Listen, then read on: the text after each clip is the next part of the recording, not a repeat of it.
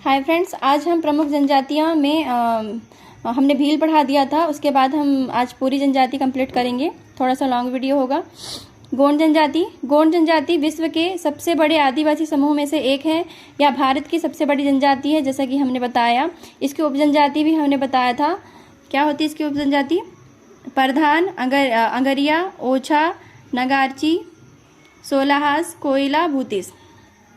उसके बाद गोंड जनजाति प्रोटो ऑस्ट्रेलाइड प्रजाति समूह से संबंधित है। इसका मूल द्रविड़ियन परिवार माना जाता है। फिर गोंड जनजाति मध्य प्रदेश की दूसरी सबसे बड़ी जनजाति है। पहले हमने बताया था कि भील जनजाति मध्य प्रदेश की। फिर है गोंडों की उत्पत्ति तेलुगु के कोट शब्द से हुई है। पूछेगा किससे हुई है, तो कोट शब्द से हुई है, जिसका अर्थ है पर्वत। ठीक है। और भील के में हमने पढ़ा था धनुष होता है। यह जनजाति पर्वतों, विंध्य और सतपुड़ा के पर्वतीय क्षेत्र में निवास करती है, इसलिए इसे गोंड कहा जाता है। फिर है गोंड जनजाति मध्य प्रदेश, छत्तीसगढ़, महाराष्ट्र, आंध्र प्रदेश, गुजरात, झारखंड, कर्नाटक, तेलंगाना, उत्तर प्रदेश, पश्चिम बंगाल, उड़ीसा में पाई जाती है। गोंड जनजाति का प्रधान व्यवसाय कृषि होता है, मतलब कृषि करते हैं। हल का प्रतीक होता है। इसके द्वारा की जाने वाली कृषि को बारी कहते हैं, किंतु ये कृषि के साथ साथ पशुपालन भी करती है। तो ये पूछता है किस जनजाति में की जाने वाली कृषि को बारी कहा जाता है, तो गोंड बारी बारी कृषि करते हैं। वही हम बैगा की बात करेंगे तो उसमें झूम कृषि करते हैं, जो आगे पढ़ेंगे हम। उसके बाद इस जनजाति का मुख्य भोजन बाजरा होता है। मक्का बाजरा नाम सुना है? तो बाजरा होता है, जिसे ये लोग दो प्रकार के कोदो और कुटकी को ग्रहण करते हैं। शारीरिक विशेषता, तो गोंड कैसे होते हैं? सामान्यतः गोंड छोटे कद के होते हैं, गहरे काले रंग के होते हैं, मोटे होठ होते हैं, बड़ी व चपटी नाक होती है, चौड़े मुंह और सीधे बालों वाले होते हैं। स्त्रियों का कद पुरुषों की तुलना में छोटा होता है।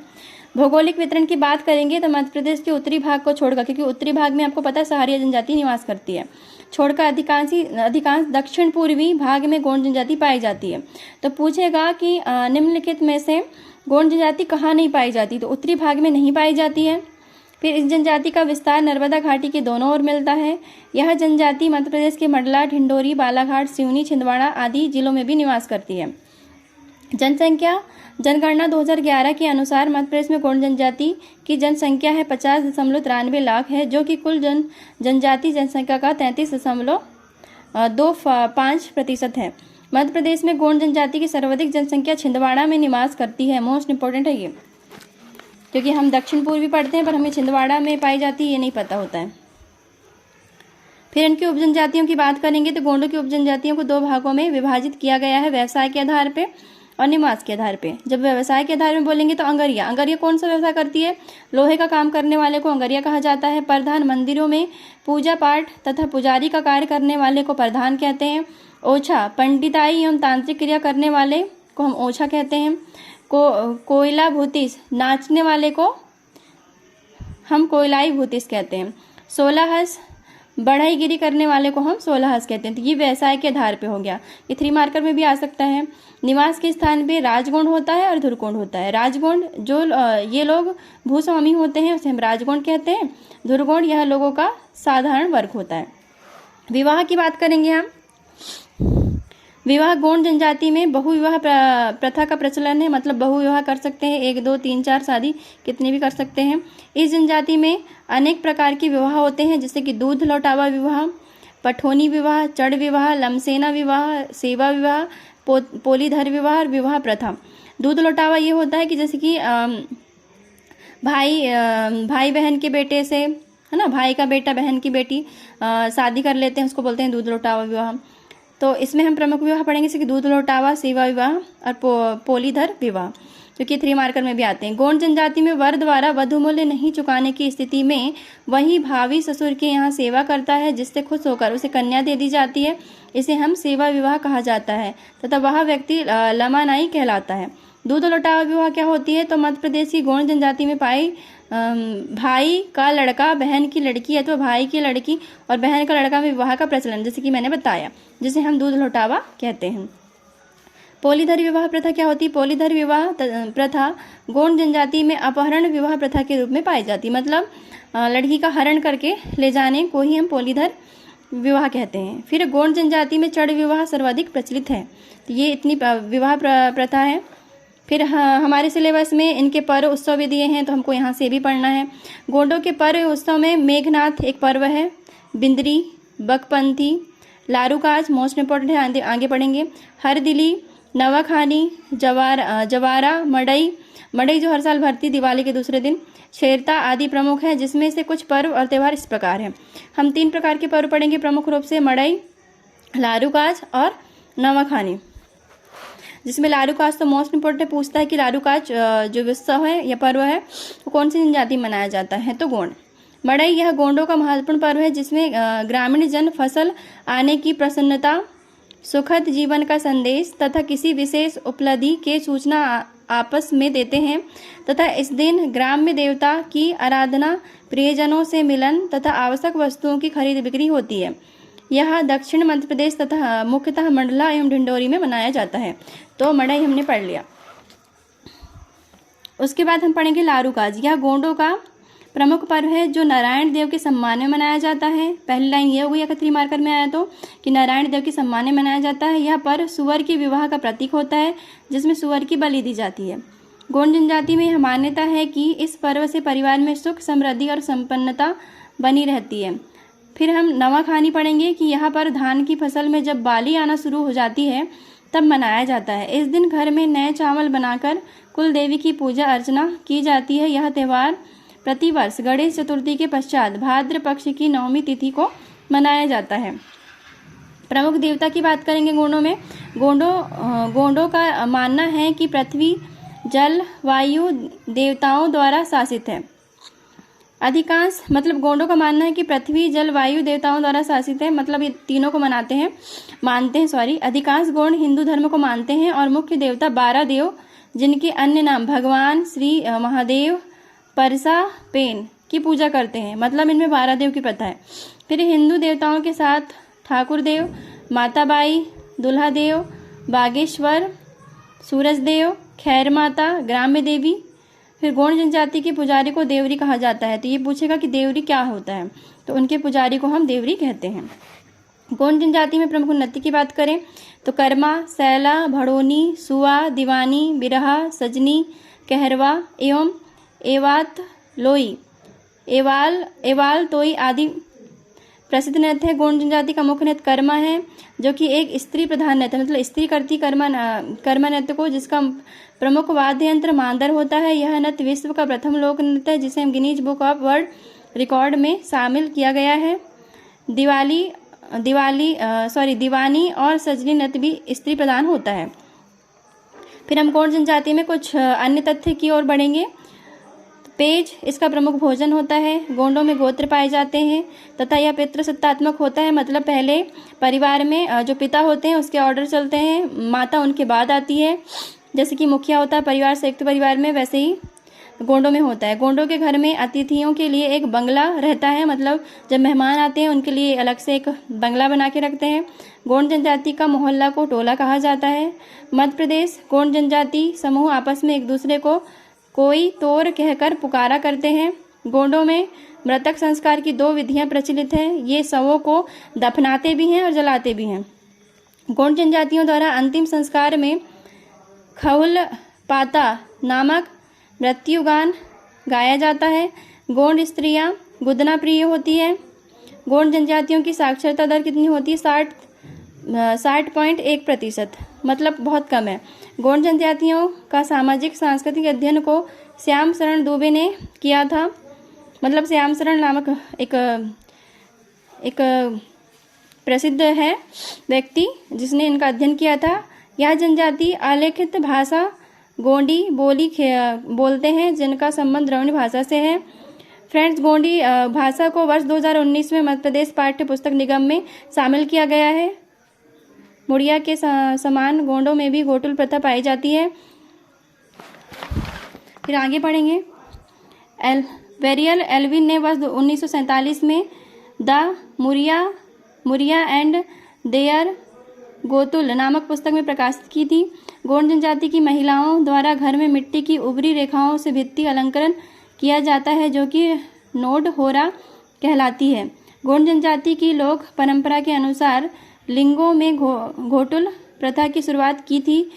लिंगो गोंड जनजाति के प्रमुख आराध्य देवता माने जाते हैं। फिर हमने भील जनजाति पढ़ ली है। नेक्स्ट हम बैगा जनजाति के बारे में पढ़ेंगे। जैसा कि बैगा जनजाति बैगा द्रविड़ समुदाय की जनजाति है जो कि प्रोटो ऑस्ट्रेलाइट प्रजाति का प्रतिनिधित्व करती है। बैगा जनजाति अपने आप को जंगल का राजा या प्रकृति का पुत्र मानती है। पूछेगा कि जंगल का राजा या प्रकृति का पुत्र कौन सी जनजाति मानती है, तो बैगा जनजाति मानती है। इस जनजाति पर लिखी गई पुस्तक बैगा के रचयिता वेरियस एल्विन है।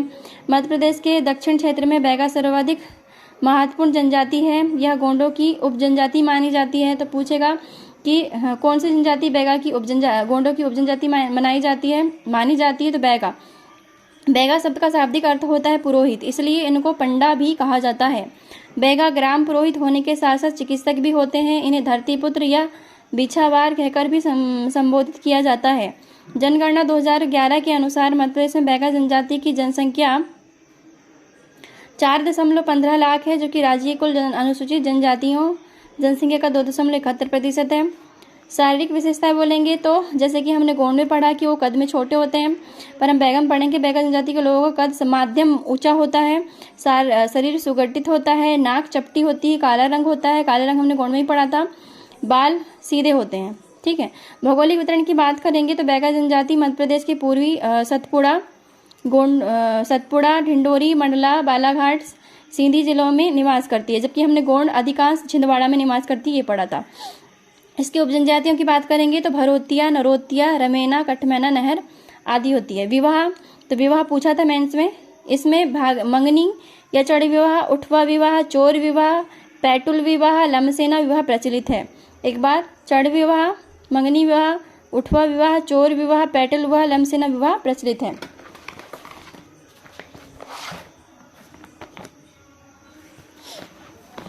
प्लीज़ आपको पसंद आया तो प्लीज़ लाइक सब्सक्राइब कीजिएगा। बैगा जनजाति में दोनों पक्षों के माता पिता की स्वीकृति न होने पर परिचित रिश्तेदार की मदद से युवक युवतियों द्वारा उधारिया विवाह प्रथा प्रचलित है। तो मोस्ट इम्पोर्टेंट है कि उधारिया विवाह किस जाति में पाई जाती है, तो बैगा में पाई जाती है। बैगा जनजाति की युवा विवाह के समय दूल्हे के रूप में हाथी पर बैठना पसंद करते हैं। वर्तमान समय में हाथी की उपलब्धता न होने पर वह 4 पाई का बनावटी हाथी बनाकर उस पर बैठकर संतोष कर लेते हैं। बैगा जनजाति संदर्भ में करस कौआ की स्थापना विवाह संस्कार में की जाती है। फिर इसमें पर्व की बात करेंगे तो रसनवा मोस्ट इम्पोर्टेंट पूछता है कि रसनवा या रतोना विवाह किस जनजाति में प्रचलित है, तो बैगा में। यहाँ पर बैगा जनजाति द्वारा आदि पुरुष नंगा बैगा की स्मृति में मनाया जाता है। यहाँ पर्व में बैगा लोग 90 दिन मधुमक्खियों की पूजा करते हैं। यह मुख्यतः मंडला जिले में मनाया जाता है। मतलब रसनवा आएगा 3 मार्कर में, तो मंडला में मनाया जाता है। आदि पुरुष बैगा की स्मृति में मनाया जाता है। 90 दिन मधुमक्खियों की पूजा की जाती है। बैगा जनजाति शहद पर्व मनाती है। इसमें नृत्य की बात करेंगे तो मुख्य नृत्य कर्मा, बलमा, कर्मा हमने पढ़ा स्त्री प्रधान होता है, बलमा, दंदरिया, सैला, परधोनी, शुआ या फाग। इसमें दशहरा नृत्य भी मनाया जाता है। बलमा नृत्य क्या होता है, तो बैगा जनजाति का मुख्य नृत्य होता है जो कि प्रेम प्रसंग पर आधारित होता है।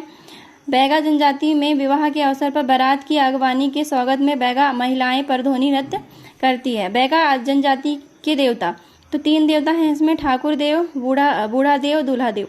ठाकुर देव की बात करें, गांव सृष्टि की रक्षा करने वाला होता है। ठाकुर गांव में तो होते हैं। फिर बूढ़ा देव पीढ़ियों की रक्षा करने वाला, क्योंकि बूढ़े लोग पीढ़ियों की रक्षा करते हैं। दूल्हा देव की बात करेंगे, बीमारियों में रक्षा करने वाले देवता को हम दूल्हा देव कहा जाता है। अन्य तथ्य की बात करेंगे तो साज या साल इसका प्रिय वृक्ष होता है, जिसमें प्रत्येक देवता बूढ़ा देव निवास करते हैं। ठाकुर देव गाँव के भूमि देवता है। बैगाओं के बारे में कहा जाता है कि यदि साल वृक्ष की पत्तियों उनकी हथेली में रखकर कुछ भी पूछा जाए तो वे झूठ नहीं बोलते। बैगा जनजाति धरती को अपनी माँ मानती है, इसलिए धरती पर फसल उपजाने हेतु हल नहीं चलाते, बल्कि झूम कृषि या बेवार या पोंडू कृषि करते हैं। तो ये पूछता है कि झूम कृषि किसे बेवार, जिसको बेवार कहते हैं, कौन सी जनजाति करती है, बैगा। मंडला जिले के बैगाचक क्षेत्र में अधिकांश आदिवासी गुनेरी घास के छोटे छोटे छल्ले गुथकर चैन के समान सुंदर महिलाओं के द्वारा बनाई जाती है। इसी तरह कान में पहनने के लिए तरकी नाम का गहना पहनते हैं। तरकी क्या है, गहना है। बैगा जनजाति संसार की सबसे अधिक गुदना प्रिय जनजाति होती है, मतलब सर्वाधिक गुदना बैगा जनजाति में होता है। बैगा सुअर पूजक होते हैं, मतलब सुअर की पूजा करते हैं। 12 वर्ष में एक बार बैगा जन सुअर बजी समारोह का आयोजन करते हैं। बैगा जनजाति अच्छी वर्षा हेतु सुअर की बलि देती है। इस जनजाति के गांव को पूर्वा कहते हैं, जिसकी सुरक्षा करने वाले व्यक्ति को कोटवार कहते हैं। तो पूर्वा क्या है? पूर्वा क्या है? तो इस जनजाति के गांवों को पूर्वा कहा जाता है। फिर आगे पढ़ेंगे। बैगा जनजाति में पंचायत व्यवस्था होती है, जिसमें 5 प्रकार के पंच होते हैं: मुकद्दम, दीवान, समरथ, कोटवार, दवार। तो 5 प्रकार की पंचायत व्यवस्था होती है बैगाओं में। फिर है मुकद्दम गांव का मुखिया होता है। बैगा जनजाति के में समय के अनुसार 3 भोजन सुबह बासी, दोपहर में पेच पीते हैं, रात्रि में बियारी प्रचलित है। बियारी मतलब शराब। बैगाचक का अधिकांश भाग मध्य प्रदेश के ढिंडोरी जिले में आता है। जैसे कि हमने गोंड में पढ़ा था, छिंदवाड़ा में आता है, वैसे ही बैगाचक ढिंडोरी में पाए जाते हैं। यह पूरा क्षेत्र साल वृक्ष से आच्छादित है। बैगा जनजाति की विवाहित स्त्रियों को सुहाग की निशानी के रूप में तरकुल आभूषण को धारण करना अनिवार्य होता है।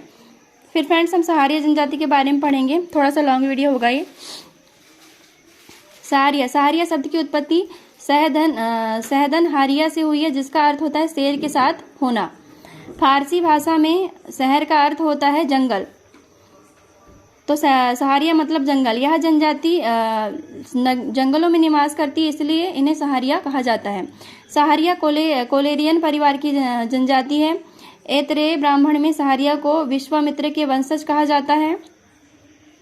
महर्षि वाल्मीकि को सहारिया का प्रथम पितृपुरुष माना जाता था। वे कहते हैं कि वाल्मीकि भील जनजाति के थे। जैसे कि हमने बैगा पढ़ा, गोंड जनजाति की उपजनजाति है, वैसी सहारिया भील की है। सहारिया भीलों को सरोदर मानते हैं। जनसंख्या की दृष्टि से सहारिया जनजाति मध्य प्रदेश की 5वीं सबसे बड़ी जनजाति है।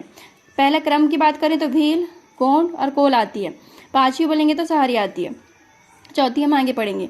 सहारिया अपने आपको भीलों का छोटा भाई कहलाने में गौरवान्वित अनुभव करते हैं। भौगोलिक वितरण की बात करें, जैसे कि मैंने शुरू में ही बताया था कि सहारिया उत्तरी जिलों में निवास करती है।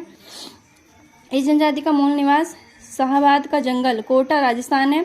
सहारिया मध्य प्रदेश के उत्तरी पश्चिमी भाग गुना, शिवपुरी, भिंड, मुरैना में निवास करती है। विवाह की बात करें, इस जनजाति में विवाह संबंधी नियम कठोर नहीं है। सहपलायन विवाह, सेवा विवाह, क्रय विवाह की प्रथा प्रचलित है। सेवा विवाह हमने जैसे कि बताया था कि वर कन्या मूल नहीं दे पाता तो वो ससुराल में जाके सेवा करता है, उसे सेवा विवाह कहते हैं। तलाक एवं विधवा विवाह भी प्रचलित है। देवता की बात करें तो सीता इनकी आराध्य देवी होती है। तो सहारिया और सीता माता इनकी आराध्य देवी होती है। इसके अतिरिक्त कई ग्राम देवता जैसे कि ठाकुर देव, भैरू देव, नाहर देव, देरेट देव, कारस देव, भूमिया या धरती के देव, परित बाबा, कैला माता, हीरामन देव, तेजाजी का भी इसके बीच विशेष मान्यता है। नृत्य की बात करें, सहारिया जनजाति के लोग लहंगी जो पूछता है, लहंगी नृत्य किस जनजाति में प्रसिद्ध है? तो सहारिया। रागिनी दुलदुल घोड़ी पूछता है, तेजाजी नृत्य पूछता है, इसमें है। अन्य तथ्य की बात करें, सहारिया जनजाति का लोकगीत होता है लांगुरिया, जो श्रावण माह में बुजरिया पर मनाया जाता है। फिर सहारिया जनजाति में पांडवों की कथाएं एवं राम जानकी विवाह कथा एवं बंगड़ावत लोक कथाएं प्रचलित हैं। सहारिया जनजाति में लकड़ी के जन्म को अति शुभ माना जाता है। फिर है इनकी बसावट को सहारिया कहा जाता है, जिसका मुखिया पटेल होता है। तो ये पूछा था खुटिया पटेल किस जनजाति में प्रसिद्ध है? तो सहारिया में। इन मकानों के मध्य में बंगला नामक स्थान होता है, जो कि एक प्रकार की धर्मशाला या सामुदायिक भवन होता है। फिर है सहारिया जनजाति में पितृसत्तात्मक तथा संयुक्त परिवार पाए जाते हैं, जिसकी पारंपरिक इकाई को कुटुंब कहा जाता है। सहारिया वाल्मीकि को अपना पितृपुरुष मानते हैं। सहारिया जनजाति विश्व की सर्वाधिक पहेलियां बूझने वाली जनजाति है। ये लोग मनगढ़ंत पहेलियां बनाकर एक दूसरे से पूछते हैं। सहारिया जड़ी बूटियों की पहचान में सिद्धहस्त होते हैं। सहारिया कृषि मजदूर करते हैं, वनोपज संग्रहण कर बेचना इनका मुख्य कार्य है। सर्वाधिक कुपोषित जनजाति सहारिया को ही कहते हैं, इसलिए सहारिया का बहुल्य जिला श्योपुर को भारत का इथियोपिया कहते हैं, क्योंकि यहाँ पे सर्वाधिक कुपोषित लोग पाए जाते हैं। सहारिया, भारिया और बैगा मध्य प्रदेश की विशेष पिछड़ी जनजातियां हैं। सहारिया जनजाति का संग्रहालय श्योपुर में है। फिर हम भारिया जनजाति के बारे में पढ़ेंगे। यह जनजाति भार ढोने का कार्य करती है, इसलिए इसे भारिया कहा जाता है। इसको भूमिया नाम से भी जाना जाता है। यह द्रविडियन या कोलेरियन समूह की जनजाति है। भारिया गोंडों को अपना अग्रह वंशज या बड़ा भाई मानती है, जैसे कि बैगा भी हमने पढ़ा था और भारिया भी, तथा राजा कर्णदेव को अपना पूर्वज मानती है। यह मध्य प्रदेश की सर्वाधिक पिछड़ी जनजाति मानी जाती है, क्योंकि हमने जैसे कि गोंड, बैगा और नहीं सहारिया, भारिया और बैगा हमने विशेष पिछड़ी जनजाति घोषित किया है। 1981 की जनगणना में पातालकोट के भारिया, जो छिंदवाड़ा में पाया जाता है, जनजाति को जंगलियों के भी जंगली कहा जाता है। भौगोलिक वितरण करेंगे, देखेंगे। मध्य प्रदेश में भारिया जनजाति मुख्य जबलपुर, छिंदवाड़ा जिलों में पाई जाती है। छिंदवाड़ा जिले के पातालकोट क्षेत्र के भारियाओं को अत्यंत पिछड़ी जनजाति घोषित किया गया है। इनको जंगलियों को भी जंगली कहते हैं। शारीरिक विशेषता की बात करेंगे तो भारियाओं का कद मध्यम, रंग काला, आंख छोटी, नाक चौड़ी, ओठ पतले एवं दांत बारीक होते हैं। उनकी उपजनजाति की बात करेंगे तो भूमिया और भूईघर इसकी उपजनजातियां हैं। विवाह की बात करें, इसमें 4 प्रकार के विवाह मंगनी विवाह, लमसेना, राजीबाजी और विधवा विवाह प्रचलित है। नृत्य की बात करेंगे तो भरम, सैतम, कर्मा, सैला प्रमुख नृत्य होते हैं। देवता की बात करेंगे तो बूढ़ा देव, दूल्हा देव, बरुआ, नागदेव। उत्सव की बात करेंगे तो मेघनाथ या चैदगल उत्सव, ये भारिया में पाया जाता है। यह मध्य क्षेत्र का प्रमुख त्यौहार मेघनाथ उत्सव है। मेघनाथ की पूजा होली जलाने के बाद दूसरे दिन की जाती है। प्रत्येक भारिया पूजा उपरांत ही गुलाल का टीका लगाते हैं और फाग गाते हैं। इस त्यौहार को चैदगल उत्सव के नाम से भी जाना जाता है। तो मैं तो गोंड समझ रही थी, पर आज पता चला कि भारिया में चैदगल या मेघनाथ उत्सव मनाया जाता है। अन्य तथ्य की बात करें तो दहिया या डहिया खेती या झूम कृषि जिसको कहते हैं करने वाले भारिया अब स्थायी कृषि करने लगे हैं। भारियाओं में मृत्यु पर 100 दफनाने का रिवाज है। इसमें एक युवा ग्रह भी होता है जिसे हम रंगभंग कहते हैं, तो रंगभंग युवा ग्रह भारिया में होता है। भारियों की वांछित परंपरा अत्यधिक समृद्ध है। गीत, कथा, गाथा, पहेलियाँ आदि इसके प्रमुख पास भंडार है। भारिया जिस स्थान पर रहते हैं उसे हम ढाना कहते हैं। भारिया में चूड़ी प्रथा प्रचलित है। इसका प्रमुख भोजन पेज है। बैगा में भी हमने पेज पढ़ा था। महुआ और आम के बीजों की रोटी वर्षा ऋतु में खाते हैं ये लोग। इसके भोजन में शामिल ठेटरा एक तरह की मीठी रोटी होती है, जो कि त्यौहार के मौके में महुए के फल और ज्वार, मक्के के आटे से बनाई जाती है। भरनोटी या भरियाती भारिया जनजाति की मूल बोली होती है। फिर कोल की बात करेंगे तो यह ऑस्ट्रिक परिवार की जनजाति है, जिसे मैक्स मूलर ने कोल या कोलारियन कहा था। यह मुंडा समूह की एक अत्यंत प्राचीन जनजाति है। तो कोल का संबंध मुंडा समूह से है। यह अपना संबंध रामायण की सबरी को से बताते हैं। कोल जनजाति के लोग चंद्रवंश के गंधार पुत्र कोल को अपना पूर्वज मानते हैं। यह मध्य प्रदेश की तीसरी सबसे बड़ी जनजाति है, जिसकी 22 उपशाखाएं भी हैं। 2011 की जनसंख्या के अनुसार मध्य प्रदेश में इसकी संख्या 11.67 मतलब 6-7 लाख है, जो कि कुल जनजाति संख्या का 7.6% है। शारीरिक विशेषता की बात करेंगे, काले रंग के ही होते हैं। इसका कद मध्यम होता है, ओठ मोटे होते हैं, माथा उभरा हुआ और बाल काले होते हैं। भौगोलिक वितरण की बात करेंगे, कोल जनजाति का मूल निवास रीवा होता है। रीवा के बर्दी राजा क्षेत्र के कुराली गांव को माना जाता है।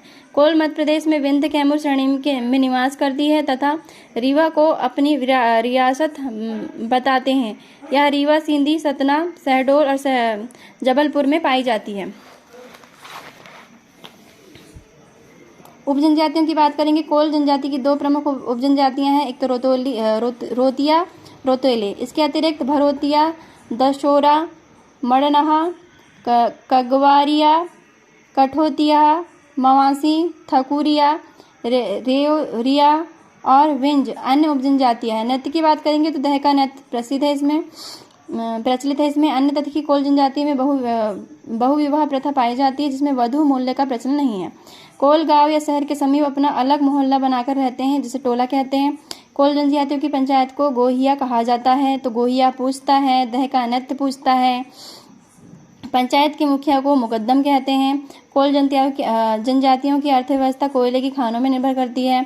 विष्णु पुराण, हरिवंश पुराण, अग्नि पुराण, मत्स्य पुराण में कोलों का उल्लेख मिलता है। कोल जनजाति में पुरुषों को प्रधानता दी जाती है। विवाह पक्का होने पर गोंड धोबा कार्यक्रम होता है। गोड़ धोबा कार्यक्रम होता है, जिससे लड़की पक्ष द्वारा लड़के पक्ष के सदस्यों के पैर धोए जाते हैं। कोल जनजाति में मंगनी विवाह सर्वश्रेष्ठ माना जाता है। इस जनजाति में बच्चों एवं कम उम्र के अविवाहितों की मृत्यु होने पर भूमि में दफनाया जाता है तथा बड़े बूढ़ों एवं विवाहित महिला एवं पुरुषों की मृत्यु होने पर जलाया जाता है। फिर राज्य स्तरीय कोल जनजाति निवास अधिकरण की बात करेंगे तो इस अधिकरण की स्थापना 6 जून 2011 में किया गया था, जिसका उद्देश्य कोल जनजाति के निवास के लिए एक पृथक आर्थिक, शैक्षणिक, सामाजिक विकास करना है। कोरकू जनजाति लास्ट पढ़ेंगे हम। कोरकू का अर्थ होता है मानवों का समूह। कोरकू जनजाति प्रोटो ऑस्ट्रेलाइड मानव समूह का प्रतिनिधित्व करती है, जो मुंडा या कोरेनियन जनजाति की एक शाखा है। यह राजपूतों को अपना वंशज मानती है। पूछता है कि कौन सी जनजाति राजपूतों को अपना वंशज मानती है, तो कोरकू मानती है। मानव का समूह इसका अर्थ होता है। शारीरिक विशेषता की बात करेंगे। काला कद मध्यम, नाक चौड़ी, चपटापन लिए हुए, मोटे होठ, शरीर हष्टपुष्ट एवं बाल काले होते हैं। भौगोलिक वितरण की बात करेंगे। यह जनजाति सतपुड़ा पर्वत क्षेत्रों में निवास करती है। कोरकू जनजाति का मूल निवास स्थान बैतूल होता है। बैतूल के अलावा यह जनजाति मध्य प्रदेश के होशंगाबाद, छिंदवाड़ा, सिवनी जिले में भी निवास करती है।